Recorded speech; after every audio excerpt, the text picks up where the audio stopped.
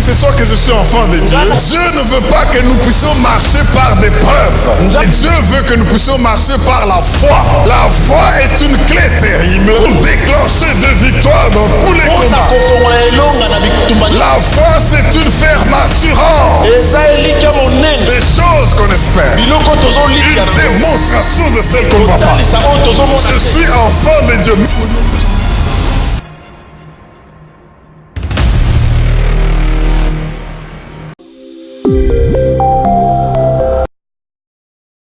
Bien-aimés frères et sœurs dans le Seigneur, encore un plaisir de partager la parole de Dieu ensemble en ce début d'année avec tout le peuple de Dieu et pour obtenir une bonne orientation du thème de toute cette année.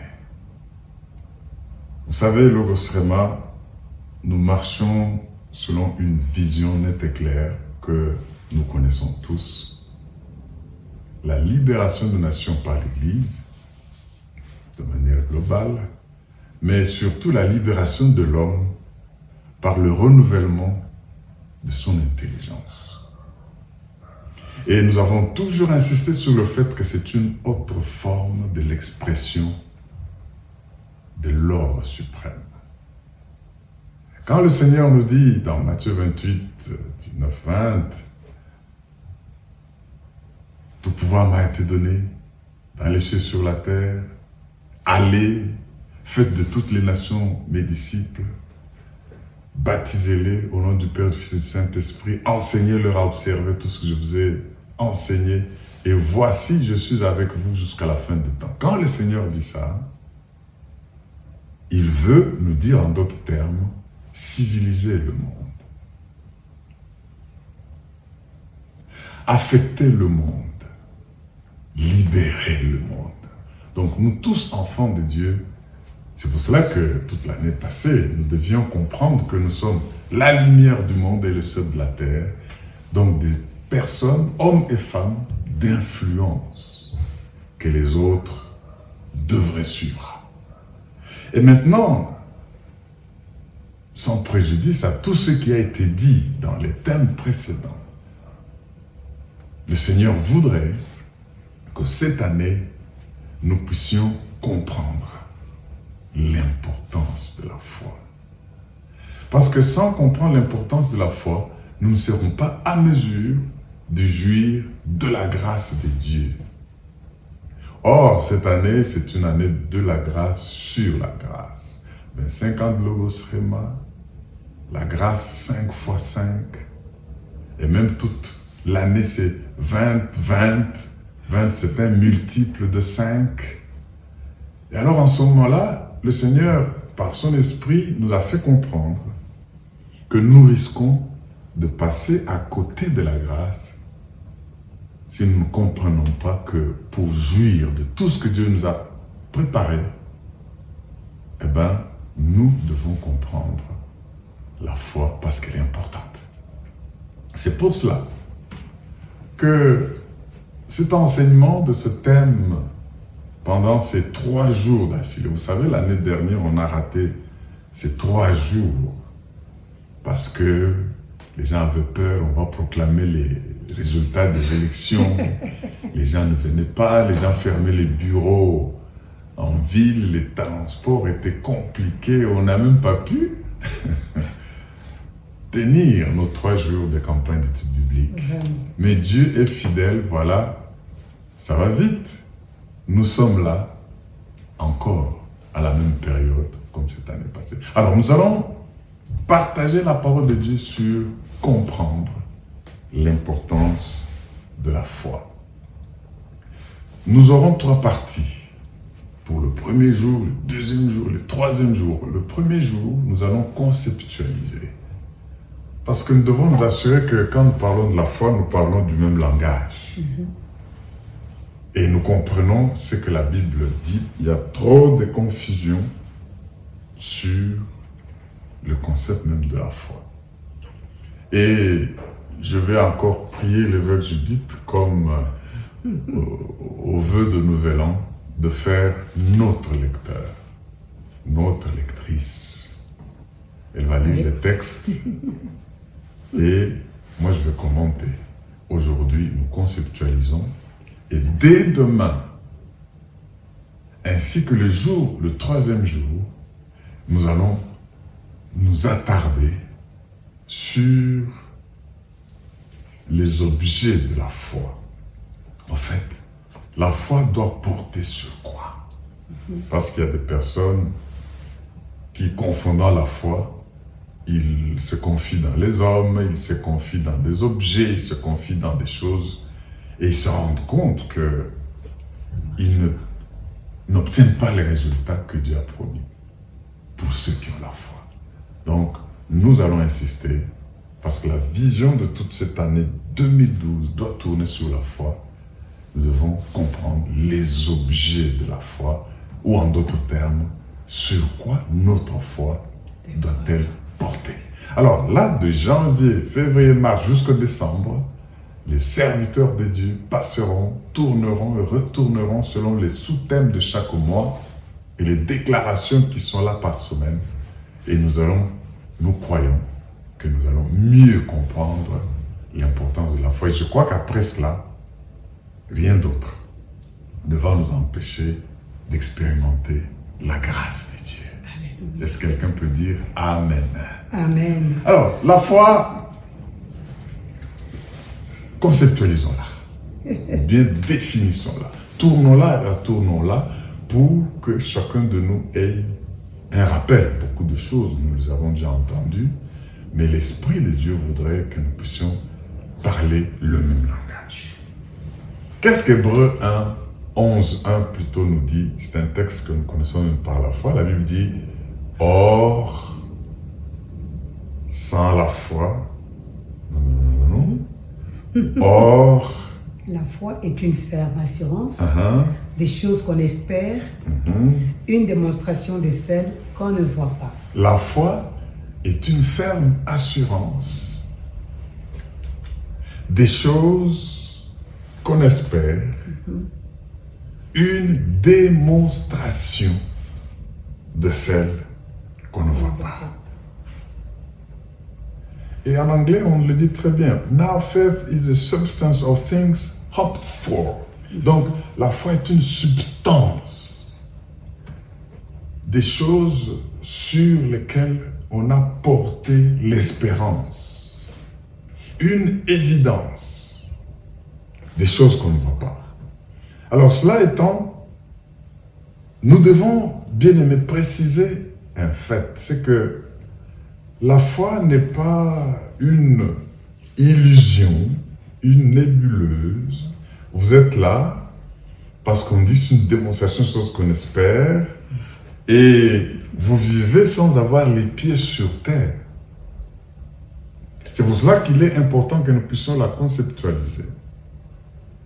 Donc, comprenons la première définition ou le premier concept tiré d'Hébreux 11.1 nous montre que c'est une ferme assurance. Cette année, si nous voulons voir se manifester la grâce de Dieu, nous devons avoir une assurance, mais ferme, c'est-à-dire inébranlable.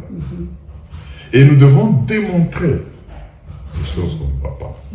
Je voudrais que nous puissions continuer à tourner et retourner ce concept de la foi.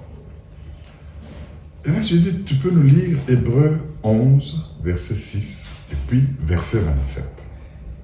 Hébreux 11, verset 6, et puis verset 27. Nous lisons, Hébreux 11, le verset 6 dit ceci. « Or, sans la foi, il est impossible de lui être agréable. Car il faut que celui qui s'approche de Dieu croit que Dieu existe et qu'il est le rémunérateur de ceux qui le cherchent. » Le verset 27 nous dit ceci. « C'est par la foi qu'il quitta l'Égypte, sans être effrayé de la colère du roi, car il se montra ferme, comme voyant celui qui est invisible. » Wow. Alors là, nous disons que la foi, c'est une confiance tranquille Alléluia. en un Dieu réel, un Dieu tout-puissant, un Dieu proche, quoique invisible.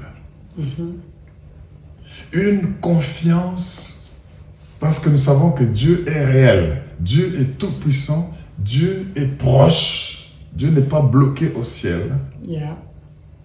Dieu est avec nous, quoi qu'il soit invisible. C'est pour cela que le texte que nous venons de voir, Moïse a dû, sans voir Dieu avec ses yeux physiques, quitter chez Pharaon, lui désobéir et partir. Et alors, tout celui qui veut la rémunération de Dieu doit savoir que Dieu existe et qu'il est le rémunérateur de ceux qui le cherchent. Rémunérateur. C'est en cela que la grâce va intervenir. Est-ce que quelqu'un peut croire et dire Amen? Amen. Ah oui.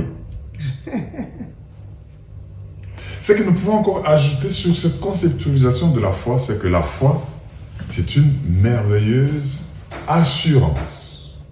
Nous devons être des personnes, hommes et femmes, d'assurance, au moins dans 3 choses.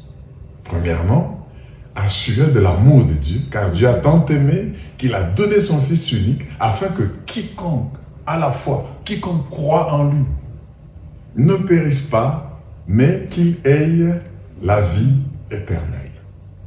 Donc nous devons croire dans l'amour de Dieu. Tu peux connaître des moments difficiles, mais ne crois pas que ça vient de Dieu, tous les malheurs que tu peux avoir, parce que Dieu est amour. Il est bon et il est bienfaisant. Dieu ne peut te faire aucun mal. La foi donc, c'est cette merveilleuse assurance en l'amour de Dieu.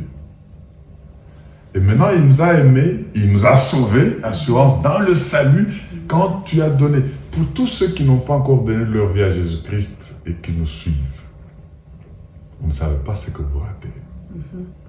Décidez-vous d'être sauvés. Et le seul sauveur, c'est Jésus-Christ.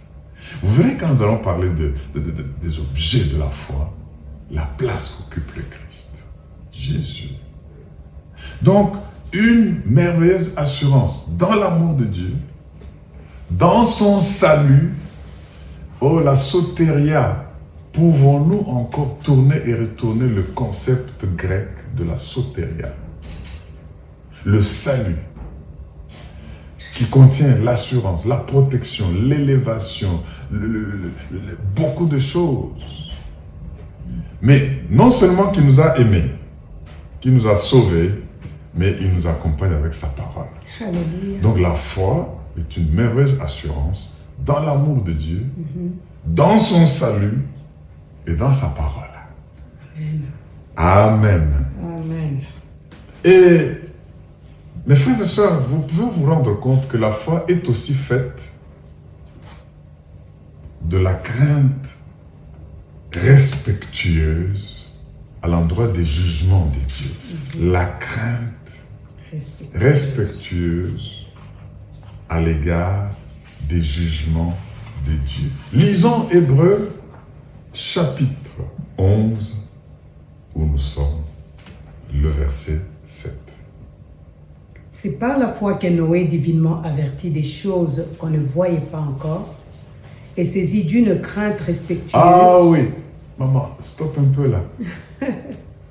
Averti divinement. Beaucoup de nous qui prophétisons, qui parlons, nous sommes avertis divinement.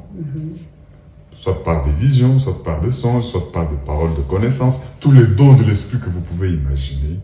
Noé, par la foi, comme l'évêque Jude vient de le lire, divinement averti des choses qu'on ne voyait pas encore, divinement averti du déluge, divinement averti de comment construire l'arche, divinement averti de comment y entrer, divinement, c'est des choses qui n'étaient pas visibles, mais divinement averti. Attendez-vous cette année, frères et sœurs, à être divinement averti des choses qu'on ne voit pas encore. Sur la RDC, sur votre famille, sur votre santé, sur votre ministère, sur l'entrepreneuriat, eh bien, vous allez être divinement averti parce que c'est l'année de la grâce sur la grâce. Amen. Et puis, du fait qu'il était divinement averti, il fut saisi d'une crainte respectueuse. Alors, continue. Vous pouvez reprendre et continuer. C'est par la foi que Noé, divinement averti des choses qu'on ne voyait pas encore, est saisi d'une crainte respectueuse. Qu'est-ce qu'il fit du fait qu'il fut saisi d'une crainte respectueuse? Il construisit une arche pour sauver sa famille. La foi va vous pousser à poser des actes de foi. Amen. Pour sauver sa famille. C'est par elle qu'il condamna le monde et devint héritier de la justice qui s'obtient par la foi. Il y a une justice qu'on ne peut obtenir que par la foi. N'oubliez pas, ça c'est Hébreux chapitre 11, verset 7. Donc la foi, en plus du fait qu'elle est une merveilleuse assurance en l'amour de Dieu, en son salut et en sa parole, elle est aussi faite, la foi est faite de crainte respectueuse à l'endroit ou à l'égard des jugements de Dieu. Le cas de Noé que nous venons de voir dans Hébreux chapitre 11 verset 7 nous en dit long. La foi est aussi faite de quoi? D'obéissance envers la volonté de Dieu. Alléluia. L'obéissance envers la volonté de Dieu. Vous savez, il y a beaucoup d'autres textes qu'on ne va pas peut-être lire parce que nous allons gagner le temps. Nous avons lu Hébreux 11.7. Vous pouvez aussi noter Romains chapitre 1er. Si vous lisez du premier verset jusqu'au 5e verset, vous allez comprendre. Vers le verset 5, il dit... Par qui nous avons reçu la grâce et l'apostolat pour amener en son nom à l'obéissance de la foi tous les païens. Amener en son nom, le nom de Christ.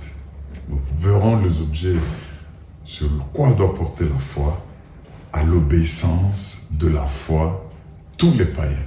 Donc, nous prêchons, nous venons aux campagnes d'études bibliques, nous exhortons pour amener à l'obéissance de la volonté de Dieu par la foi. Est-ce que quelqu'un peut dire Alléluia? Alléluia.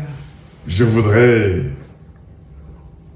que nous puissions lire aussi Romains 15, 18.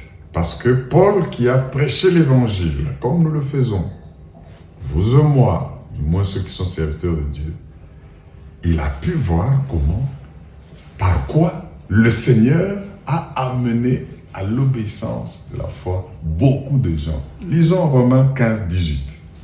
Romains 15, 18 nous dit ceci. Car je n'oserais mentionner aucune chose que Christ n'ait pas faite par moi, pour amener les païens à l'obéissance par la parole et par les actes. Donc, l'obéissance que nous voulons avoir, l'obéissance que nous voulons que ceux qui nous écoutent en tant qu'enfants de Dieu puissent avoir, Paul l'a expérimenté par les actes, par la parole. Et Jésus qui est venu dans ce monde, il a parlé, il a agi. Et pour expérimenter la foi, bien-aimés frères et sœurs, nous devons parler, nous devons avoir les actes qui vont contraindre les gens à croire en Dieu. Je voudrais affirmer ce que la Bible nous dit, que beaucoup de nous connaissons. Le juste vivra par la foi. Et d'autres textes disent par sa foi. Pas la foi du voisin, pas la foi des parents, pas la foi du mari ou de l'épouse, ou par la foi, pas par la foi des frères et sœurs qui nous aiment bien et qui prient pour nous. Le juste vivra par sa foi. Et sans la foi, c'est là l'importance, même un élément de l'importance de la foi, il est impossible d'être agréable à Dieu. J'aimerais qu'on lise quand même ce texte-là. Romains 1, 17 et Hébreux 11, 6. Romains 1, 17 et Hébreux 11. Au fait, je les ai cités. Nous allons gagner le temps. Mes frères et sœurs, nous ayons crié, le Seigneur s'est révélé à nous. L'importance de la foi. Comment s'est-il révélé à nous? Il s'est révélé à nous par la nature. Il s'est révélé à nous par notre conscience. Il s'est révélé à nous par la parole écrite. Comme nous gagnons le temps, nous pouvons retenir ces textes que je vous prie de noter, ce que je viens de dire. Et dans Romains 1, 20, Romains 2, 14 et 15, jusqu'à 20, vous pouvez lire tout ce texte-là, vous verrez que Dieu nous a créés, nous devons le croire, nous n'existons pas par l'évolution, là comme Darwin et tous les théoriciens de l'évolution le disent. Il nous a créés et puis il s'est révélé à nous. Ces textes que je vous ai donnés, Romains 1, 20 et Romains 2, 14, qu'on lit jusqu'au 20, nous montrent que Dieu se révèle à nous par la nature, Dieu se révèle à nous par la conscience et Dieu se révèle à nous par la parole écrite. Voici ce que nous pouvons affirmer avec le psalmiste dans le psaume 14, verset 1, que l'évêque Juste va nous lire. Et pour aujourd'hui, nous allons arrêter là pour que vous ayez le temps de digérer ces éléments de la conceptualisation de la foi chrétienne, de la foi biblique. Rome et Psaume, chapitre 14, verset 1er.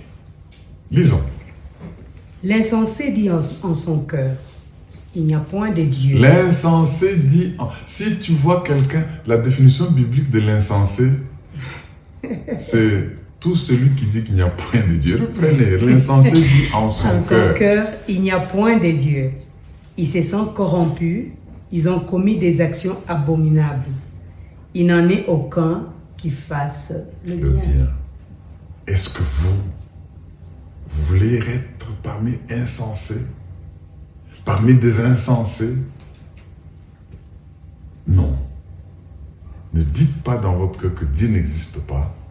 Vous risquez de passer à côté de l'expérimentation de la grâce des dieux. Bien-aimés dans le Seigneur, je crois que tous ceux qui ont cru que Dieu n'existe pas, ce qui leur manque, c'est la soumission à Dieu.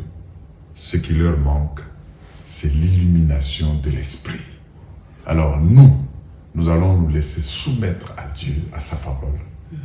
Nous allons nous laisser illuminer par le Saint-Esprit pour nous repentir et marcher dans l'assurance de la foi. Encore une fois, que le Seigneur vous bénisse. La foi est très importante. Est-ce qu'on ne peut pas prendre 30 secondes et acclamer le Dieu qui est le rémunérateur de ceux qui le craignent? Merci. La foi est importante. Amen. Amen.